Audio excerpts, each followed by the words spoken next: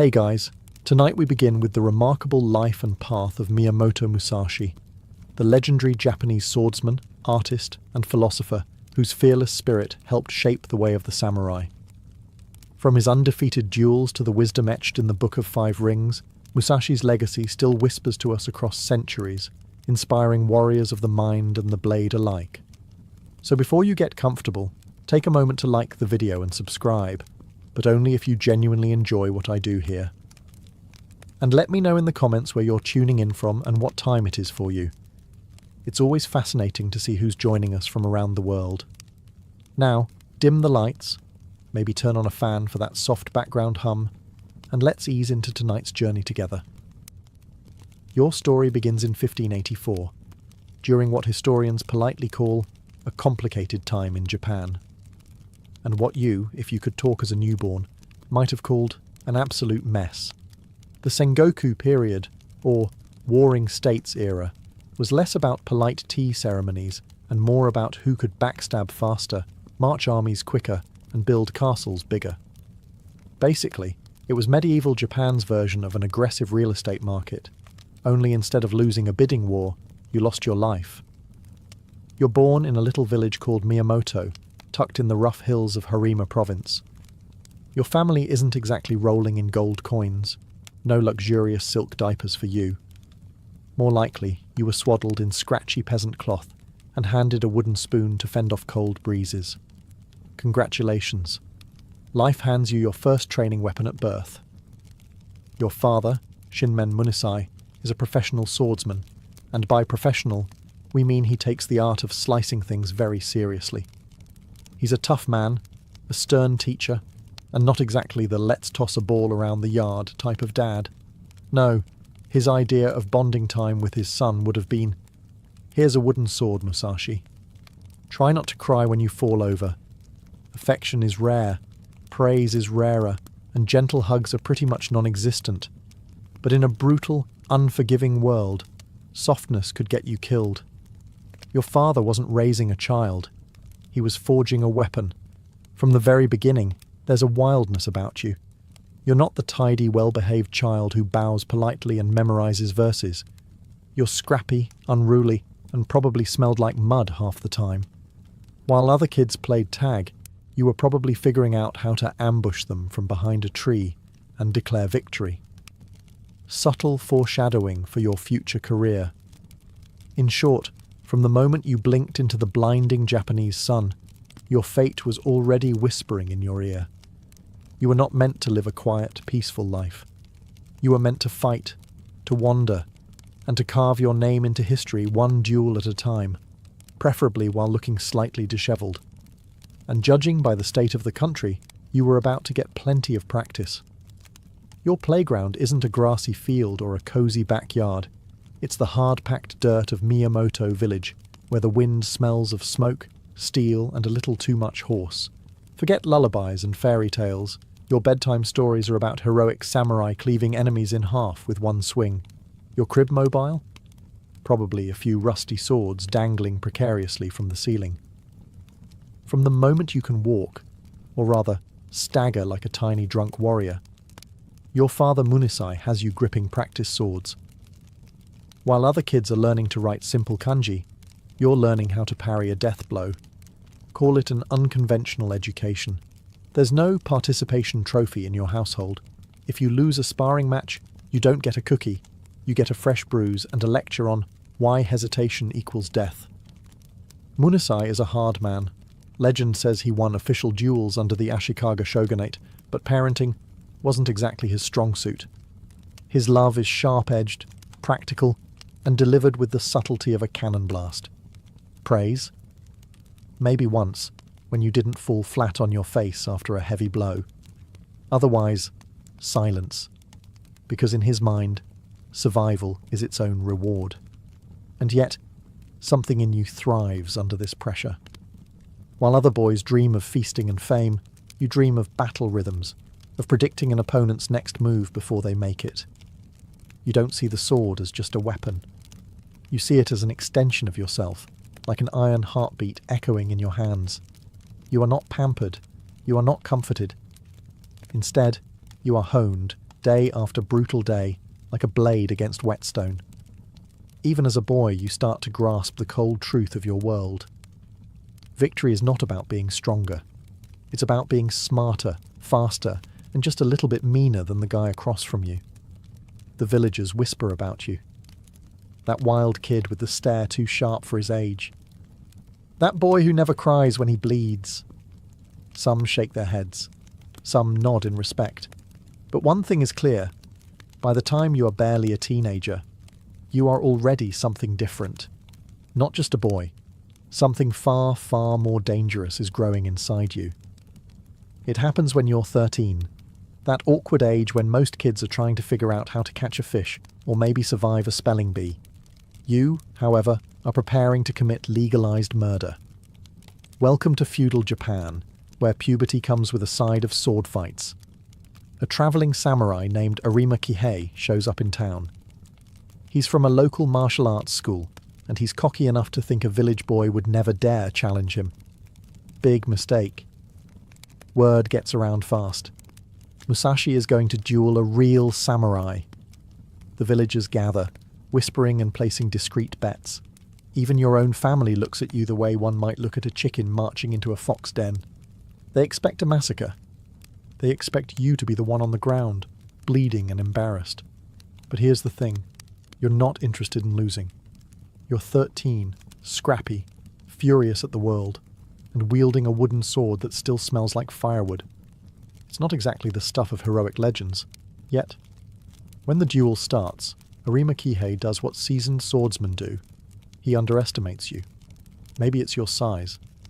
Maybe it's the fact you probably still have dirt smudged across your face from that morning. Big mistake number 2. Without any formal bowing or dramatic speeches, you lunge. Fast, savage, raw instinct. You catch him off guard, crashing into him with all the grace of an avalanche. Before the villagers can gasp, before Arima can even pull himself together, he's on the ground, groaning, bleeding, humiliated. A grown samurai, bested by a barefoot teenager wielding a glorified tree branch. You don't just win, you announce to the world that Musashi is not a name to be ignored. It's a name to fear. Of course, your father's reaction is complicated. Pride, maybe, relief, certainly. But also a hint of fear, because even Munisai can see it now. The boy he forged is starting to surpass even his brutal expectations. As for you, you feel nothing but clarity. You were born for this. Not to farm, not to bow and scrape, but to duel, to defeat, to rise. First blood has been drawn. And somewhere, deep inside your young heart, you realize it will not be the last.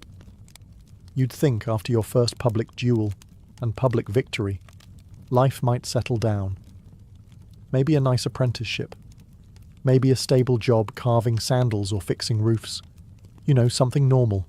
Not a chance. At 15, you make a decision most adults wouldn't dare. You leave home. No tearful goodbyes. No packed lunch. Just a sword, a tattered travel cloak, and a stubborn refusal to live anybody's life but your own. You become a wanderer, a ronin. In a world where status is everything, where being tied to a lord offers protection and purpose, you choose absolutely none of it. It's like showing up at a medieval job fair, flipping the table, and walking into the woods whistling. Why? Because deep down, you know, if you tie yourself to someone else's house, someone else's rules, you'll never become the warrior you're meant to be. You aren't here to play politics. You aren't here to shine armor and pour sake for some pudgy lord. You're here to master the sword, on your terms, or not at all. Of course, wandering isn't exactly glamorous. You sleep under trees, not silk canopies. You eat whatever you can find, which often means rice if you're lucky, bark if you're not. Your travelling companions? It's mostly crows, stray dogs, and the occasional curious peasant boy whispering, "Mama, why does that man look like he hasn't bathed in a year?" But you don't care. The wilderness becomes your dojo. The rivers sharpen your senses. The cold wind teaches you patience better than any old master. And with every mile you walk, you shed another piece of the boy you were. The village kid with muddy feet? Gone. The ambitious teenager who beat a samurai? Still there, but growing into something fiercer. You start seeking out dojos, challenging their best students to duels, learning from every swing, every miss, every victory. Your skills evolve fast, too fast for the world to keep ignoring you. People start whispering your name along dusty roads and smoky inns. There's a wild Ronin out there, a boy with a blade sharper than most men's minds. And somewhere on those endless roads, a new thought grows inside you. Maybe the sword isn't just for killing. Maybe it's a path to something bigger than survival. You just have to keep walking. If there's one thing that separates you from the other samurai of your time, it's this. You don't look the part. At all. The typical samurai strides into town with his hair neatly oiled, his armor polished to a mirror shine, his swords tucked neatly at his hip like badges of honor. Meanwhile, you show up looking like you just wrestled a bear, and maybe won. Your hair, wild, your clothes, torn, stained, sometimes half missing.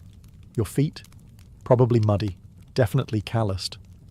You are not the carefully curated image of the warrior elite. You are something rawer, something far more unsettling.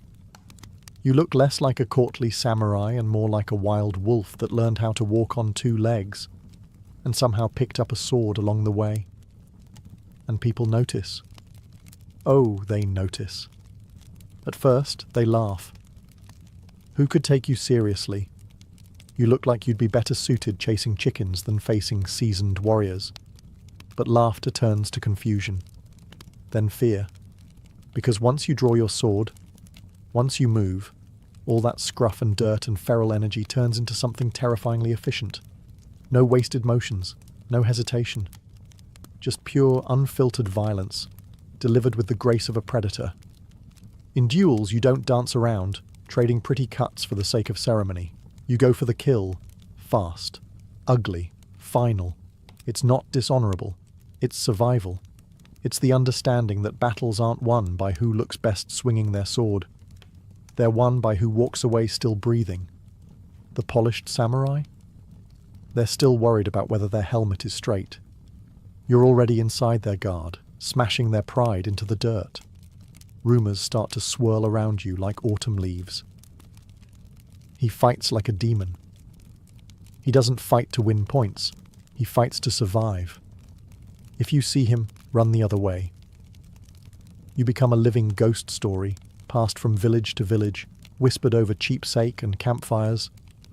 But you don't care about reputation. You don't even care about winning fame. You care about one thing only, getting better, sharper, deadlier. Because deep inside you know, the world isn't kind to wolves, and only the fiercest survive. With the open road as your home and a sword for a pillow, you dive headfirst into a new hobby, challenging strangers to deadly combat. Some people collect seashells. You collect victories, preferably before lunch. It's a simple strategy. Walk into a new town. Find the local dojo or the most arrogant swordsman standing around. Challenge them to a duel. Win. Move on. You're like a one-man natural disaster, leaving a trail of bruised egos and broken bones wherever you go. If there were a tourism board for rural Japan, they'd be putting up warning signs. Beware. Wild Ronin crossing. And the best part, no one knows how to deal with you. You're too unpredictable, too raw. You don't fight by the book. Mostly because you probably never read the book in the first place. You don't wear fancy armor. You don't bow 6 times before drawing your blade. You don't politely wait for your opponent to compose a haiku before the first strike. Nope. You size them up in an instant, find the fastest route to victory and take it, brutal, efficient, and without apology. Sometimes you use a real sword, sometimes a wooden stick. Once, according to later legends, you beat a man senseless with a random boat oar you found lying around. Because for you, it's not about the weapon, it's about the mind behind it. And your mind? Sharp as the edge of a katana, and twice as dangerous. With every duel you learn. Not just about technique, but about people. how they telegraph their fear through trembling hands, how their eyes widen a fraction before they strike, how pride always makes them predictable. You're not just fighting bodies, you're dismantling spirits. By the end of your teenage years, your win column looks ridiculous. More victories than birthdays, more bruised opponents than there are flavors of sake. You don't stick around to bask in your fame. No trophy ceremonies, no parades. You just nod once, maybe mutter something profound like, and head for the next dusty road, the next opponent, the next lesson.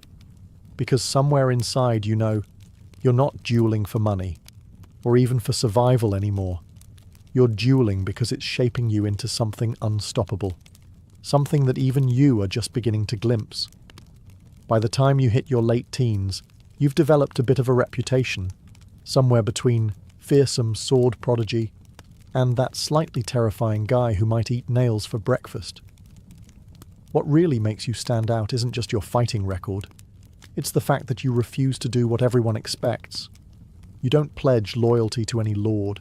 You don't tie yourself to a dojo or a war band. You are, proudly and stubbornly, a ronin, a masterless samurai. In a culture where who you serve is almost more important than who you are, this is basically like showing up to a royal banquet in muddy rags and challenging the host to an arm wrestling match. Respectable samurai look at you like you're some kind of walking scandal. No master? No patron? No permanent address? Surely he must be mad. But here's the thing they don't understand. Freedom is your sharpest blade. Without a master to impress, you answer only to yourself. Without political games, you spend your energy honing your skills instead of polishing someone else's boots. Without a castle to protect, you carry your whole life on your back, light, fast, ready. Sure, life's rough. You don't get fancy armor handouts. You don't attend elegant tea ceremonies where noblewomen giggle behind silk fans. You don't even get a reliable dinner most nights. One memorable week, you survive entirely on stolen radishes and questionable river fish. But what you do get is priceless. The ability to evolve, adapt, and grow beyond the rigid limits set by tradition. Everywhere you go, lords and generals try to recruit you. Some offer gold, others offer fine horses, land, silk kimonos. A few even offer daughters, though frankly, given your wild looks and constant smell of campfire, it's unclear if those offers are serious or just optimistic. And every time, you bow, sort of, and refuse. Because your path isn't gilded in gold, it's paved with blood, sweat, and quiet revelations. You're not here to be anyone's servant. You're here to master something bigger, the art of war, the art of strategy, and maybe the art of mastering yourself.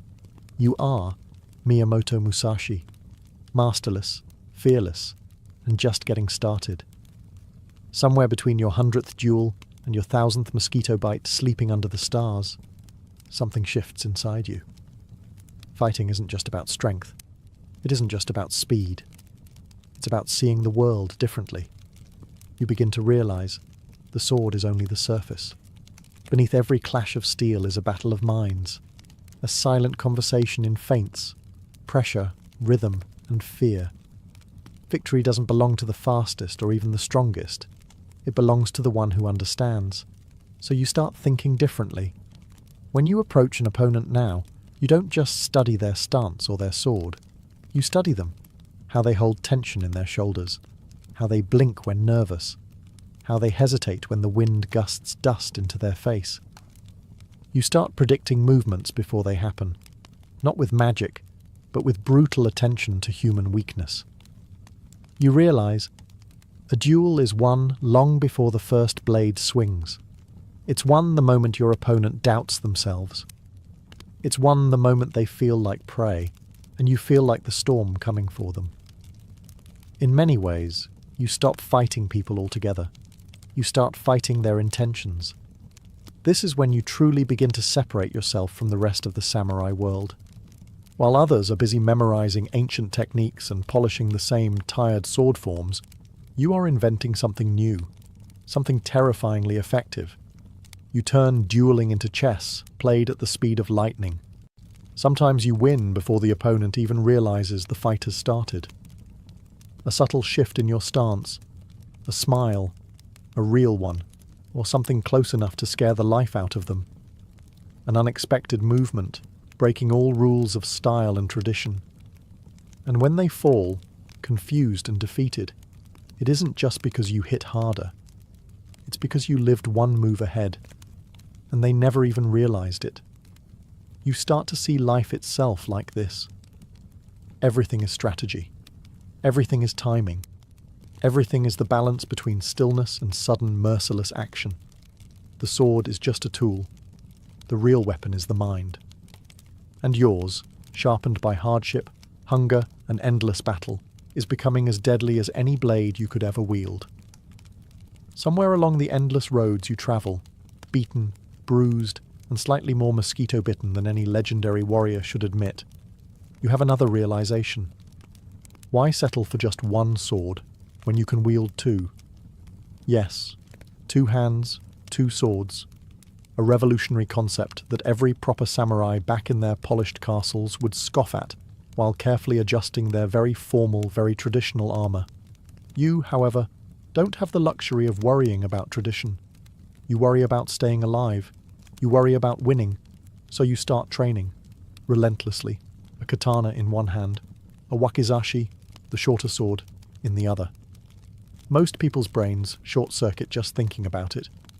But how do you parry and attack at the same time? But the styles, the schools, the sacred forms. Meanwhile, you're out in the woods beating tree trunks into splinters, learning to move both arms independently, flowing like water, unpredictable as a summer storm. At first, it's clumsy. You drop swords, you trip over your own feet. At one memorable moment, you nearly disarm yourself with yourself. But slowly, painfully, something clicks. 2 swords, not a chaotic mess, but a deadly dance. One hand deflects, the other strikes. Left, right, left. A rhythm as natural as breathing. You're no longer bound by the rigid patterns taught in dojos. You create your own rhythm, your own style. And soon, your 2-sword technique, Niten Ichi Ryu, becomes as much a part of you as your own heartbeat. The beauty of it? No one knows how to fight you anymore. Single sword fighters are confused. Spearmen are frustrated. Archers don't even get the chance to be frustrated. Your enemies expect one threat. They get 2. They prepare for a sword duel. They get overwhelmed by a hurricane. The more formal samurai shake their heads in disgust, muttering into their sake about disrespecting centuries of tradition. But you don't hear them. You're too busy surviving, winning, innovating. You don't fight for style points. You fight to carve a new path through a dying, rigid world. A path where adaptability, not ancestry, is the true mark of mastery. 2 swords, one purpose, victory, and you're just getting started. By now you've carved quite a reputation for yourself. You're the storm that drifts into town, flattens the local champion, and disappears before anyone can even start carving your name into a wooden plaque. But eventually, storms need bigger mountains to clash against. Enter the Yoshioka school. The Yoshioka clan isn't some scrappy village dojo. They're elite. They're powerful. Their name carries weight in Kyoto, the cultural heart of Japan, a city filled with silk robes, carefully trimmed beards, and egos the size of small mountains. The Yoshioka aren't just teaching swordsmanship. They're practically an institution. Winning a duel against them would be like an upstart garage band crashing a Royal Opera House and stealing the show, which naturally sounds like exactly the sort of thing you'd do. So you march into Kyoto, dusty, scruffy, and probably smelling faintly of river water and stubbornness, and you issue a challenge to Yoshioka Seijuro, the head of the school. Seijuro, being a proud man and utterly convinced that you are just some wild vagabond with a death wish, accepts. The fight is set. Formalities are arranged. Everyone expects it to be a swift, embarrassing lesson for you. A public reminder that proper warriors don't get out-dueled by wild ronin. Everyone, except you. When the duel comes, there's no elaborate speeches, no dramatic poses. Just you, calm as a stone in a riverbed, facing down a master of high society swordsmanship. And when the moment strikes, you don't hesitate. You smash through his defenses like a typhoon through a paper screen. Seijuro is defeated. Not politely, not ceremoniously, brutally. The once proud Yoshioka master is humiliated in front of his students, his patrons, and half of Kyoto's gossip-loving citizens. And you? You don't stick around to gloat. You don't strut through the streets gathering applause. You nod once, maybe tug your ragged cloak tighter against the breeze, and melt back into the city's shadowed alleys. Because in your mind, there's no final victory yet. Only the next duel. Only the next challenge. You've cracked the foundation of an empire. But you know, the Yoshioka won't let this insult stand. Not without blood. And you're ready for them. The Yoshioka school does not take humiliation well. Losing to some wild ronin, a man who probably sleeps closer to goats than golden screens, is not just a bruise to their pride, it's a full-body injury. So, naturally, they do what any prestigious institution with a bruised ego would do. They send in the next brother. Enter Yoshioka Denshichiro. You might say Denshichiro is the bigger, angrier sequel to Seijuro. More muscle, more rage, less patience.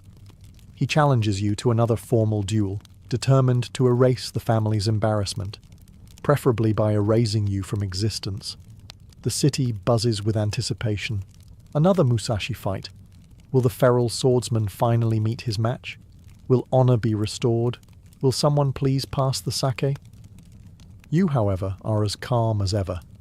If Denshichiro thinks anger is going to win this fight, he clearly hasn't been paying attention. The day of the duel arrives. The crowd gathers. Bets are placed. Vendors sell skewers of grilled fish to excited spectators, because nothing pairs better with mortal combat than a light snack. When Denshichiro strides into the arena, he looks like a storm cloud in human form. Armed, armored, and bristling with fury.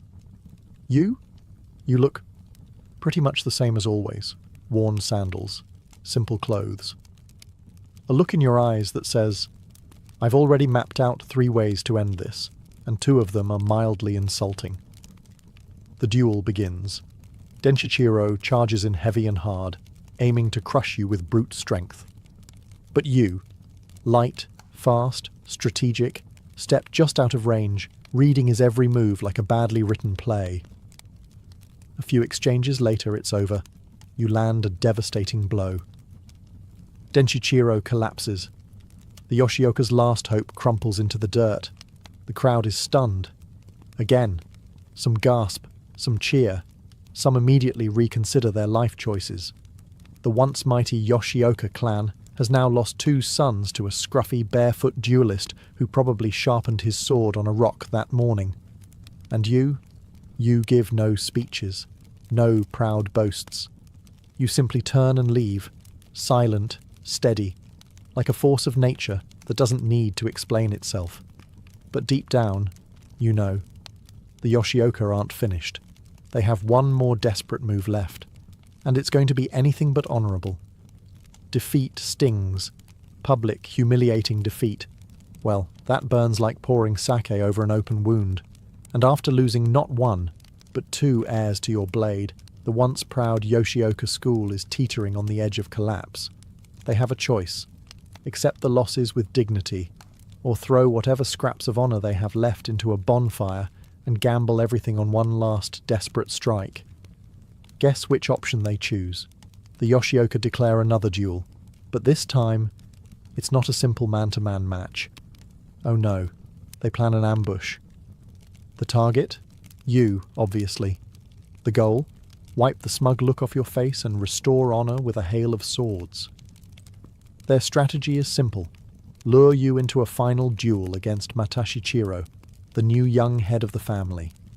A child barely old enough to shave, thrust forward as a figurehead while dozens of armed Yoshioka warriors hide nearby, ready to strike the moment you show yourself. Fair? Absolutely not. But fair stopped being part of the conversation about 2 dead brothers ago. Now, here's what makes you, well, you. You know it's a trap. You can smell it like rotten fish from a mile away. And what do? You show up early. Before the ambush is fully set. Before the hidden swordsmen are in position. Before anyone expects you. You glide through the twilight mist like a ghost, sword already drawn. Matashichiro barely has time to scream before you cut him down. A clean, fast strike, efficient as a thunderbolt. Chaos erupts. Yoshioka men come pouring out of the shadows like angry ants. Dozens of them, swords flashing, shouting, cursing your name. And you? You don't freeze. You don't falter. You move, fast, precise, a blur of deadly efficiency. You cut through the would-be ambushers like a blade through rice paper, slipping through their ranks, disappearing into the dusk before they can even organize themselves. By the time they realize what's happened, you're long gone, a rumor riding the wind. The Yoshioka school, once the pride of Kyoto, collapses in disgrace. And you? You don't stick around to celebrate, you just keep walking. Because for Miyamoto Musashi, the journey isn't about revenge. It's about perfection. And perfection demands more than victory. It demands evolution. After your dismantling of the mighty Yoshioka school, your legend explodes like a firecracker in a dry village square. Only, instead of awe and admiration, your name carries a new flavor of fear. You're not just seen as a dangerous swordsman anymore. You're something else. Something harder to define, and even harder to confront. Word spreads across provinces like wildfire. Musashi doesn't just defeat opponents, he destroys families. One Musashi is worth an entire battalion. If you see a disheveled man carrying 2 swords and smelling faintly of river mud, run. And here's the crazy part. It's not even that much of an exaggeration. At this point, it feels like armies would be better suited to fight you than individual swordsmen. One-on-one duels? Child's play? Ambushes? Try harder. Even groups of trained fighters can barely touch you. You've reached a level where facing you feels less like fighting a man and more like trying to fist-fight a thunderstorm. Part of it is skill. Sure. Your 2-sword technique, your strategy, your raw speed, they're unmatched. But the real secret weapon? Psychological warfare. Most men are beaten before they even draw their swords. When they hear your name, they remember the stories. The boy who killed a grown samurai at 13. The ronin who dismantled the Yoshioka like snapping twigs. The wanderer who uses anything, a wooden oar, a random branch, probably a particularly angry goose if it came to it, to achieve victory. They step onto the dueling ground already sweating, already doubting. And doubt, to you, smells better than victory. Because you've learned something critical. A sword can kill the body. But fear kills the soul. Sometimes you win duels without even swinging. An opponent sees that cold, steady look in your eyes, that slight tilt of your head that says, "I've already killed you in my mind." And they crumble. Some surrender, some flee. A few bravely charge, only to realize too late that they're charging into a force of nature. You're no longer just Musashi the duelist. You are Musashi the storm, Musashi the unstoppable. And as you continue walking the broken roads of Japan, one thing becomes clear. It will take more than numbers, more than blades, to stop you now. With the Yoshioka crushed and your reputation soaring, you could have done what most warriors dreamed of. Found a rich lord to serve. Earned a fancy title. Maybe even snagged a castle with decent plumbing. But no, you choose the road. Again, because deep down, you know, castles are cages, even if they're lined with gold. And so begins the long, winding, dust-choked chapter of your life. The years of wandering. You drift from province to province like a blade caught on the wind. No plan, no map. Only one constant, the search for mastery. Everywhere you go, you seek out new opponents, new styles, new ideas. Sword masters, monks, spearmen, bandits. It doesn't matter who or what they are. If they know something you don't, you want to face them. Sometimes you challenge them. Sometimes they challenge you. Sometimes you just bump into them while trying to steal a particularly juicy rice ball and somehow end up in a duel. Travel life is messy. Your style evolves again and again. Like a river carving new paths through stone, you adapt, refine, and shed what doesn't serve you. You don't duel for money. You don't duel for fame. You duel for the thrill of becoming. Every opponent is a mirror showing you your own flaws. And every time you break that mirror, you come away sharper. Your clothing becomes even rougher. Your sword even quicker. Your mind even more dangerous. People start telling stories about you. Strange, mythic stories. Musashi fought 3 men at once using only a fan. Musashi defeated a master spearman with a broken fishing pole. Musashi once stared so hard at a bear that the bear apologized and left. Are they true? Maybe. Maybe not.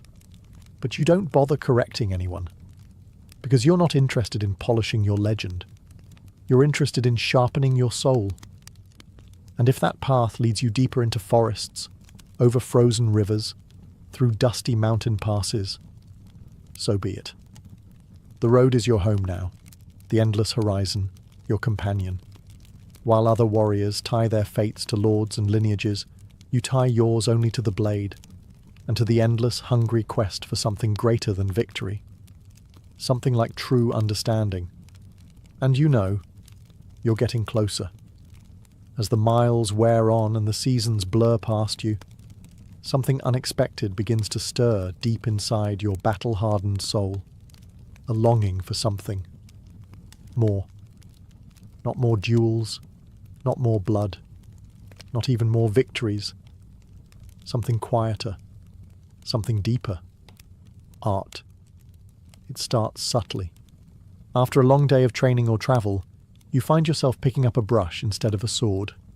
At first, your calligraphy looks like what happens when a cat runs across wet ink. Not exactly museum quality, but just like with swordsmanship, you don't expect to be good right away. You expect to become good, through patience, through discipline, through relentless practice. Soon, you're painting landscapes. Hills, rivers, birds frozen mid-flight. The brush strokes almost like the movements of a sword, flowing, precise, alive. And you realize something profound. The same spirit that guides your blade can guide your hand. Swordsmanship and art are not opposites. They are twins. Both demand presence. Both demand balance. Both demand the ability to see the world clearly, and then leave a mark on it with grace and certainty. It's not just painting either. You carve sculptures from wood. You practice tea ceremony with the care of a general preparing for war. You study poetry, philosophy, Zen Buddhism. You become strange, in a way. A ronin who can kill 10 men before breakfast and paint a delicate ink wash of a cherry blossom branch by lunch. Your peers don't really know what to make of it. Musashi? The guy who crushed the Yoshioka? The guy who fought Sasaki Kojiro? He's painting now? Some laugh, some scoff. You don't care, because you see something they don't. Victory is temporary. Mastery is eternal. A sword wins battles. Art wins immortality. And deep down, you understand something even more important. One day your body will falter. Your sword hand will slow. The duels will end. But your mind, your spirit, your vision, those can endure. Through ink, through wood, through words. You are no longer just a warrior. You are becoming a creator, carving your spirit into the world, one perfect brushstroke at a time. And as you sit by a quiet river, brush in hand, a smile ghosts across your face. The path is wider than you ever imagined. And it's only beginning. As you wander deeper into your 30s, with a trail of defeated opponents stretching out behind you like a particularly violent parade, a new name starts to reach your ears. Sasaki Kojiro. At first, it's just whispers in smoky inns and dusty crossroads. There's a man with a blade like a lightning strike. His sword is so long it could swat a bird from the sky. He's undefeated, just like you. Interesting. You're not the type to get rattled by reputation. After all, you are the reputation other warriors have nightmares about. But Sasaki Kojiro is different. He's not some arrogant dojo master waiting to be embarrassed. He's not a desperate noble's bodyguard clinging to the old ways. He's fast, deadly, precise. And he carries a sword so absurdly long, the monohoshizao, the drying pole, that you half wonder if he's compensating for something. You don't say it out loud, that would be rude. Kojiro's style, the swallow cut, is famous. It mimics the movement of a bird's wings, quick, elegant, impossible to predict. He's not just good, he's a force of nature, a mirror of you, but polished, regal, almost civilized. And in a weird way, you're excited. Finally, a real challenge. Not another pompous blowhard to humiliate. Not another crowd of amateurs to outthink. Someone who might actually force you to reach deeper. Someone who might sharpen you in ways no duel ever has. Word eventually reaches you that Kojiro has been appointed as the fencing master for a lord. High honor, great pay, fresh clothes. You're still sleeping in barns, occasionally using your travel cloak as both blanket and breakfast napkin. But that doesn't matter, because you know, paths like yours and Kojiro's are not meant to run parallel forever. They're meant to collide, spectacularly. The rumours swell around you like the gathering clouds before a storm. Two undefeated swordsmen, two masters of timing and death, two legends, but only one destiny. And somewhere inside, beneath the calm and the calligraphy, the old fire stirs again. The wolf lifts its head. The blade hums with anticipation. You smile, faintly, because you know what's coming. And you're ready. The challenge doesn't come wrapped in gold or sung by heralds. It comes in quiet, serious words passed through wary messengers. Sasaki Kojiro has accepted. He will meet you on the battlefield. No politics, no lords, no armies. Just two men, two blades, and a promise hanging in the humid air. The duel is arranged for a tiny, rocky island in the Kanman Straits, Ganryujima. Remote enough for privacy, flat enough for a clean fight, dramatic enough that the gods themselves might pull up a chair to watch. You hear the details with the same calm you've carried for years, where others would pace nervously, sharpening blades and writing tearful farewell letters. You barely shrug. Challenge? Accepted. Still, you prepare, but not the way your enemies would expect. You don't spend sleepless nights polishing armour. You don't compose elaborate death poems or fuss over ceremonial garb. You don't even bother getting a haircut, judging by the wild mane you're sporting these days. Instead, you sharpen your mind. You study Kojiro the way a hunter studies dangerous prey. You learn his timing, his technique, his habits. Fast, precise, deadly at mid-range. Good. Because you've already decided you're not going to fight Kojiro at his own game. That would be suicide. You're going to change the game entirely. You ask for a small boat to take you to the island on the day of the duel. You carve a wooden sword, a bokken, from an oar during the ride. A simple piece of wood, roughly the length of Kojiro's absurdly long blade. No polished steel, no gleaming armour, just rough wood and sharp intent. Because you understand something most warriors never learn. Victory isn't about using the best weapon. It's about using the best mind. As you ride toward the island, the wind in your hair and the salt on your skin, you feel it. The stillness before the storm.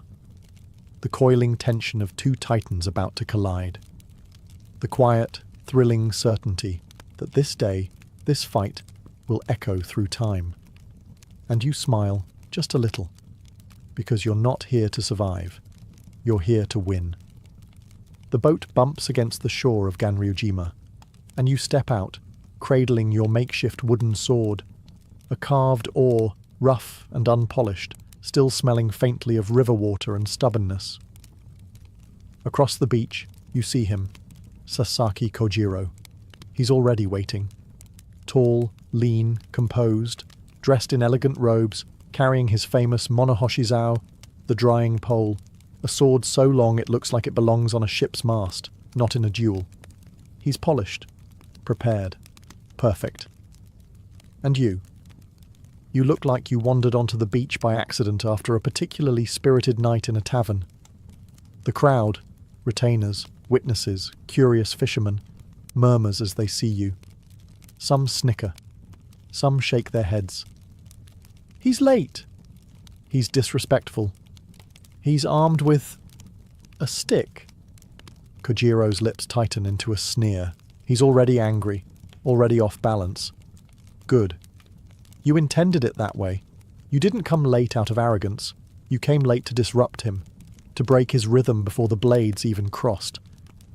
Because you understand, a duel isn't won when the swords strike. It's won the moment the opponent loses control of his mind. Kojiro, unable to contain himself, unsheathes his massive sword in one fluid, beautiful motion. They say the swallow cut, his signature technique, can sever a bird's wings mid-flight. Fast, precise, unbelievably deadly. But as he moves, something happens. Something subtle, something critical. He hesitates, just for a blink. Thrown off by your ragged appearance, your audacity, the absurd sight of a man calmly advancing with a boat oar. And that's all you need. You surge forward, faster than a striking hawk. Your wooden sword whistles through the salty air. One single perfect blow. The crack of wood against skull echoes across the island. Kojiro collapses. Instant. Final. The mighty Sasaki Kojiro, the swallow cutter, the fencing master, the undefeated legend, lies broken on the sand. Silence falls. Mouths hang open. The fishermen stop chewing their rice balls mid-bite. Even the gulls seem momentarily stunned. And you? You lower your oar, breathing steady, heart calm. Another duel, another victory. But something in the air feels different, heavier.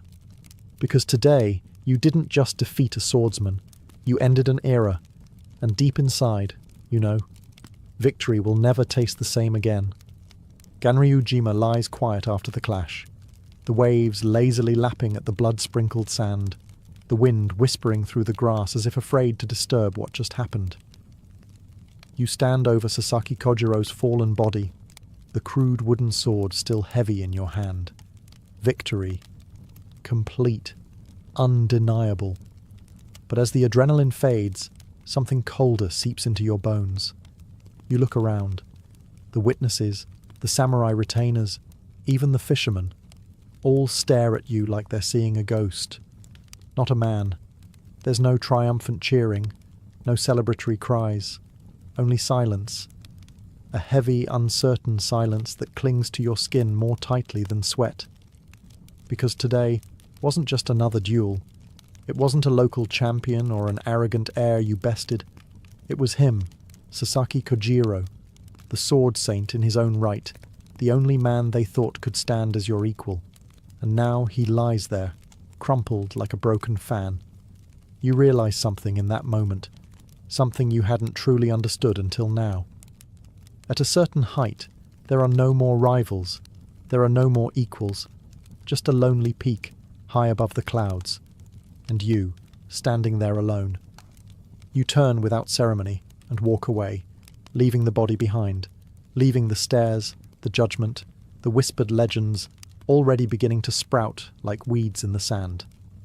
As you board the small boat to return to the mainland, the wooden oar-turned sword clunks against the side of the vessel, awkward and out of place, just like you feel inside.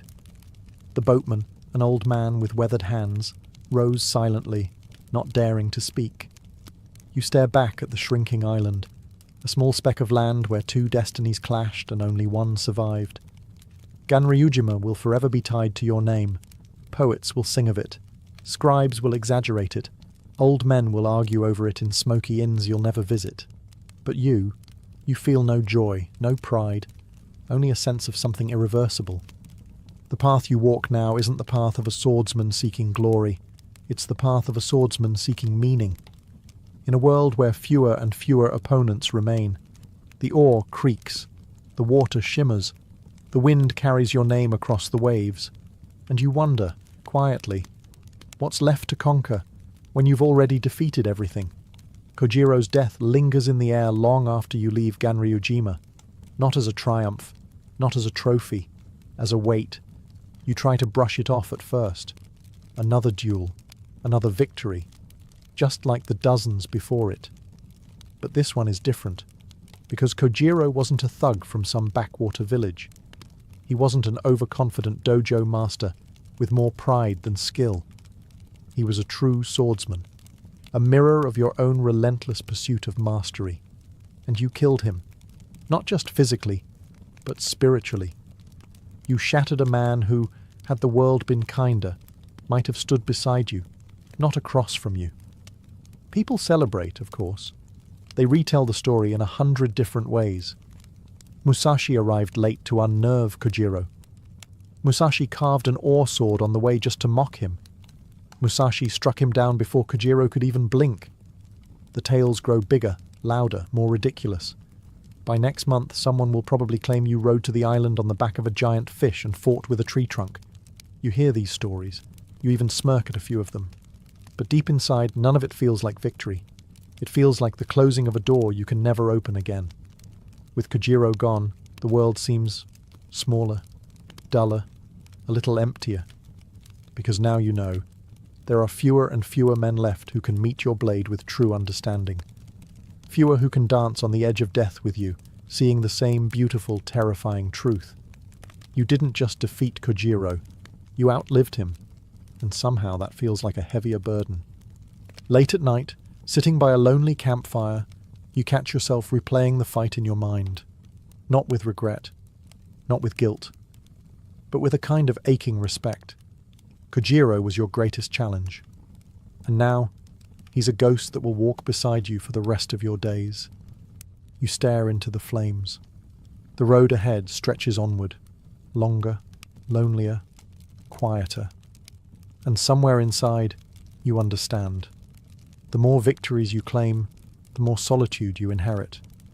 It's not the duels that will be your undoing.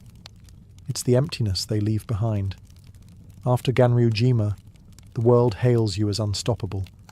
The swordsman who felled Sasaki Kojiro, the ronin who fears nothing, the legend who walks among mortals.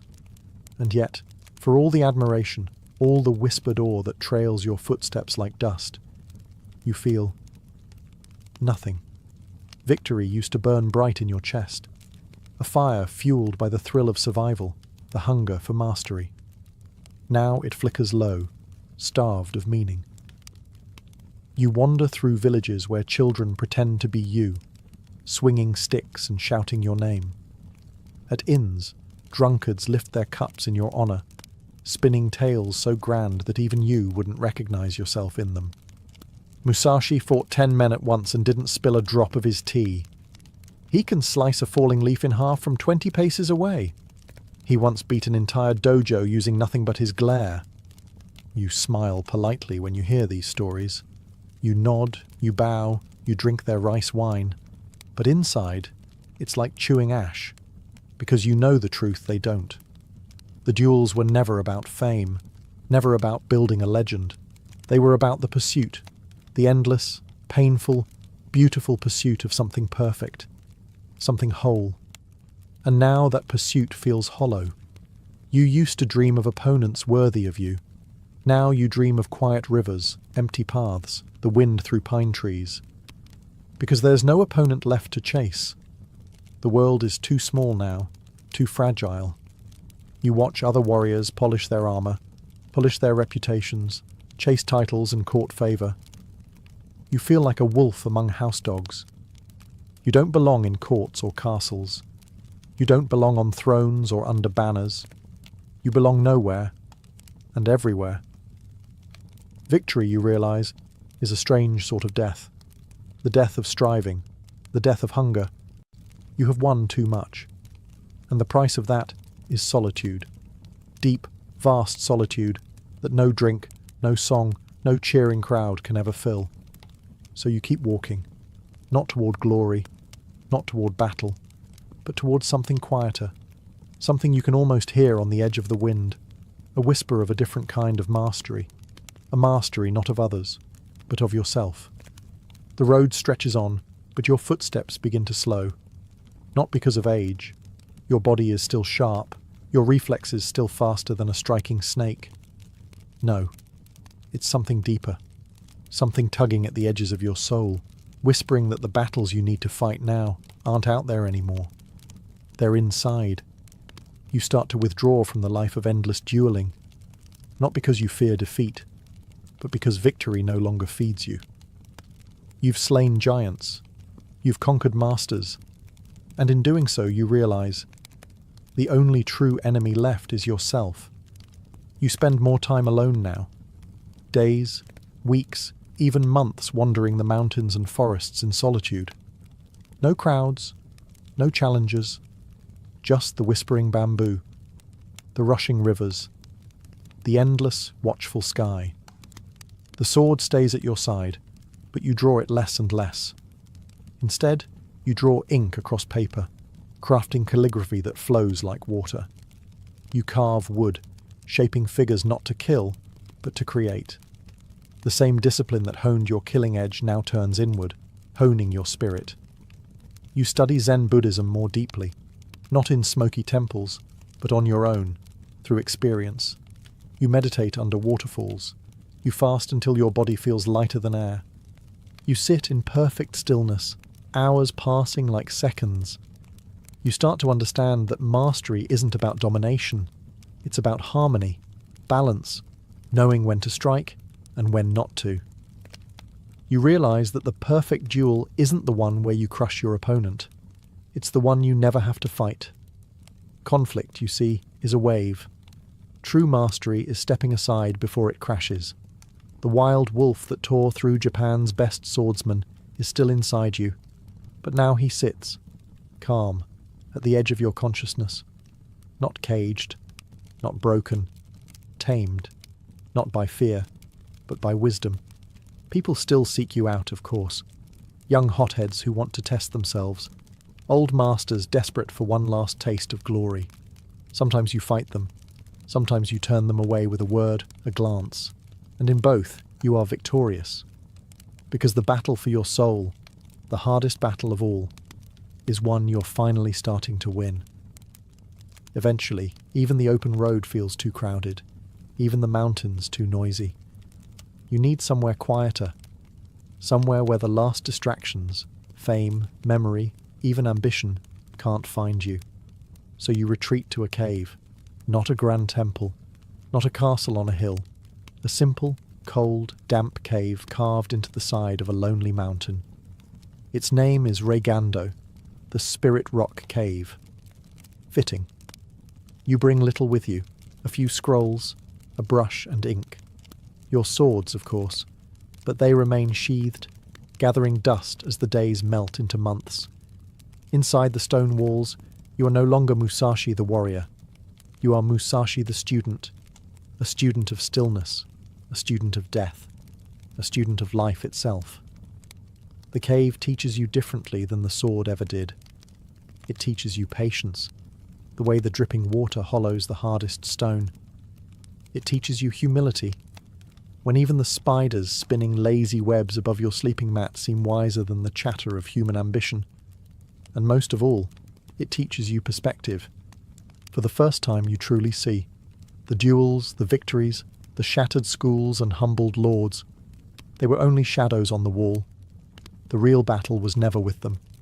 It was always with yourself. You write feverishly in the dim light, crafting essays on strategy, philosophy, the mind, and the void that binds all things together. Each word is a duel against ignorance. Each sentence is a parry against ego. Your brush becomes your sword now, swift, deliberate, merciless against falsehood. In the silence of Reigando, you finally hear the faint music that was always playing beneath the clash of steel, the song of mastery, of balance, of understanding. People occasionally come looking for you. Curious students, would-be challengers, pilgrims hoping for a glimpse of the legend. Some you meet with kindness, some you send away with a few hard truths. But mostly, you are alone, and you are at peace with it. Because you know now, true strength is not about defeating others. True strength is about mastering the only thing that truly matters, yourself. And deep inside, under the stone and the silence, you are winning the greatest duel of your life. One breath at a time. Inside the cold embrace of Regando Cave, with the wind sighing at the mouth like an old friend, you decide it's time. Time to pass on what you've learned. Not through another duel, not through another battle, but through words. You sit cross-legged on the bare stone, brush in hand, ink ready, and begin to write. The Book of 5 Rings, not a diary, not a brag sheet of your victories, a guide. A sword manual, yes, but far more than that. A map of the mind. A blueprint for mastering conflict and mastering life itself. You divide your teachings into 5 scrolls, each representing an element. Earth, water, fire, wind, void. Each scroll builds upon the last, a layered strategy for anyone seeking true understanding. The Earth Book, Foundations, Stability. Knowing your stance, your grounding, whether in battle or in life. The Water Book, Adaptability, Flexibility, moving around obstacles, flowing through challenges rather than smashing against them. The Fire Book, Aggression, Timing, knowing when to strike, when to unleash force without hesitation. The Wind Book, Perspective, understanding the strengths and weaknesses of others, not to copy them, but to better know yourself. And finally, the Void Book, the most mysterious of all, the space between thought and action, the state of pure awareness where mastery truly lives. You write plainly, without flourishes. No need for grand words. Truth doesn't need decoration. Every line is hammered out like a blade on an anvil, direct, sharp, tested in the furnace of real battle and hard-won wisdom. You don't write for fame. You don't write to impress scholars. You write because the path you've walked has shown you something precious. And it would be a crime to let that die with you. Each stroke of the brush feels like breathing life into a second self, a Musashi who will endure long after your bones turn to dust. You know most will misunderstand it. Some will skim the surface. A few might grasp its depths, but that's enough, because mastery was never meant for the many. It is a narrow road, walked by the few willing to endure, to suffer, to sharpen themselves against the world until they are blades in human form. And as you dot the final line on the final scroll, you set your brush down and smile. Your greatest duel is over. Your legacy is written. The seasons turn outside the mouth of the cave. Leaves fall, rivers freeze, flowers bloom, and you feel it, deep in your bones. The end is near. Not a sudden enemy to be outdueled, not a sneak attack to be parried. No, this is the one opponent no sword can defeat. Death. You greet it the way you have greeted every opponent, with calm, with respect, without fear. Your body, once lean and unbreakable, has grown slower. The hand that carved legends from air now trembles slightly when lifting a brush. The endless miles you once walked without thinking now weigh heavier on your legs. But your mind, clearer than ever. You don't cling to life like a miser clings to coins. You don't rage against the fading light. Instead, you prepare the way a true warrior does, deliberately, honorably. You craft your own death like you crafted your duels, with precision, with dignity, with total awareness. You dress in your finest clothes, not the robes of a lord, but simple, clean garments fit for a man who has nothing left to prove. You sit cross-legged, your swords by your side, one hand on your katana, one hand resting gently on your wakizashi, not to fight, to honor. The 2 blades that served you through 1,000 battles deserve to bear witness to your final breath. Your students, the few you trust, gather quietly outside the cave. They watch, not with sorrow, but with reverence, because they understand. This is not a death of defeat. This is a death of mastery. You close your eyes. You breathe in the mountain air, cool, sharp, alive. You feel the pulse of the earth beneath you. You feel the blood slowing in your veins. No fear, no regret, only acceptance, only peace. In one final, steady motion, you sit perfectly still and pass from this world, a warrior to the last. No drama, no desperate grasping at life, only stillness, only strength. Miyamoto Musashi dies as he lived, undefeated, unbroken, untamed.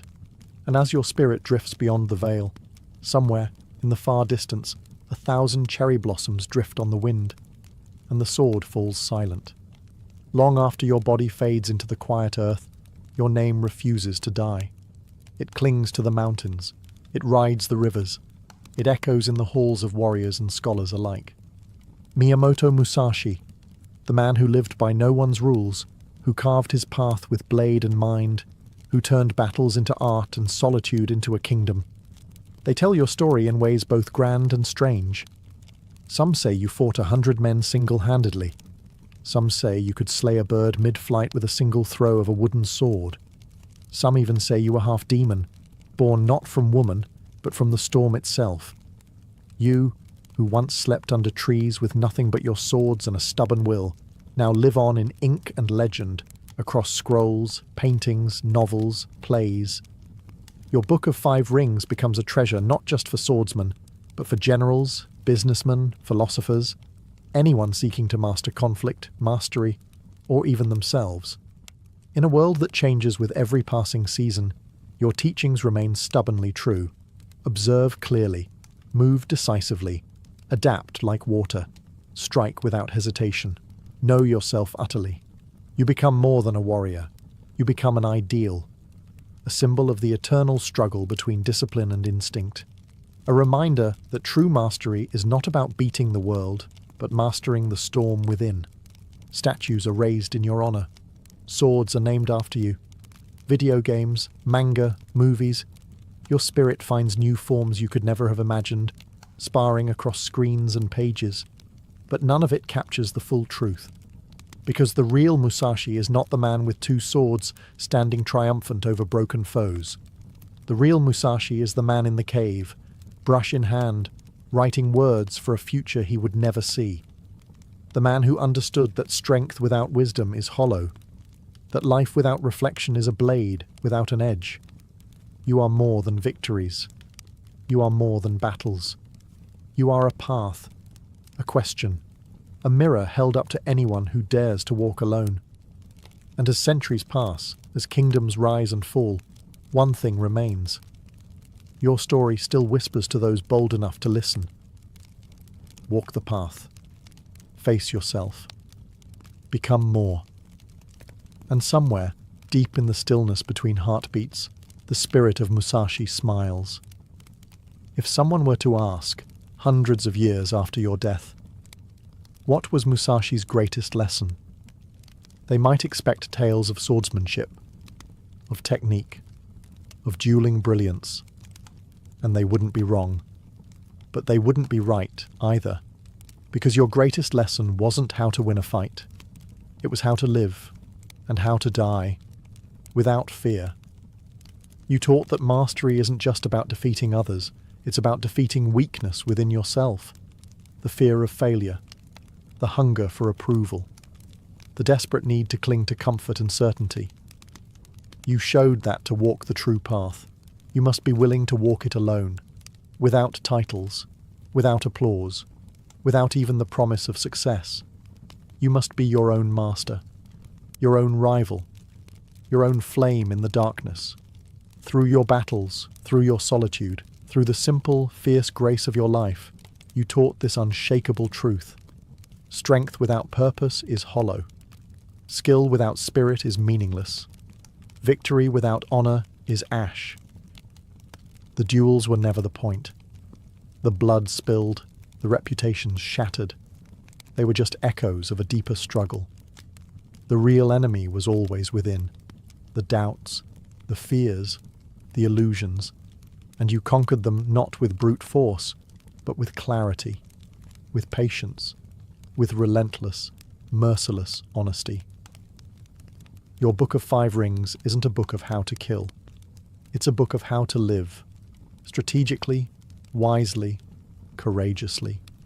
Even today, when a young fighter laces up their gloves, or a tired soul faces a crossroads, or a quiet mind searches for meaning in a noisy world, your spirit is there, not shouting, not boasting, just standing quietly at the edge of the path, nodding once, as if to say, "You already have everything you need. Now, walk."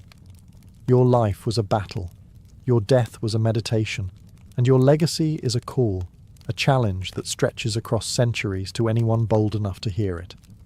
Be like Musashi, not because he never lost, not because he never feared, but because he chose every single day to master himself. And that, in the end, was the greatest victory of all.